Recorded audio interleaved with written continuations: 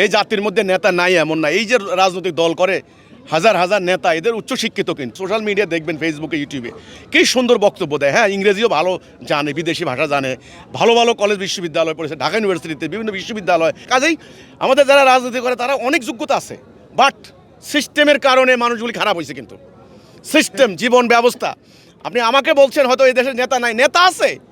System পাল্টাইতে হবে, ঈমান আনতে হবে। এই বর্তমান মানুষের তৈরি ভুল ব্যবস্থায় তাদেরকে খারাপ করে দিচ্ছে। সিস্টেম পাল্টান। আপনি মদ খাইলে কি হবে? মদের কারণে আপনি মাতলামি করবেন, আপনার শরীর অসুস্থ হয়ে যাবে। দুধ খান, আপনি সুস্থ থাকবেন। তাহলে খাবারের উপর নির্ভর করবে আপনি সুস্থ থাকবেন না অসুস্থ থাকবেন। এই যে মানুষের তৈরি বিধানকে বাদ দিতে হবে। দেখবেন আজকে যাদেরকে অযোগ্য মনে হচ্ছে তারা যোগ্য হয়ে যাবে। তাহলে যোগ্যতা অযোগ্যতা নির্ভর করছে সিস্টেমের উপরে, চলমান ব্যবস্থার উপরে। এটা বাদ দিতে হবে। আপনি বলেন নেতা পাওয়া যায় না, নেতা আছে, অনেক নেতা আছে, অনেক যোগ্যতা, অনেক জ্ঞান, বাট এই সিস্টেমে ঢুকে, এই খাঁচার ভিতরে ঢুকে তারা নষ্ট হয়ে গিয়েছে। এটাকে বাদ দেওয়ার প্রস্তাব করছি। ইনশাল্লাহ দেখবেন এই জাতি মহান নেতা পেয়ে যাবে।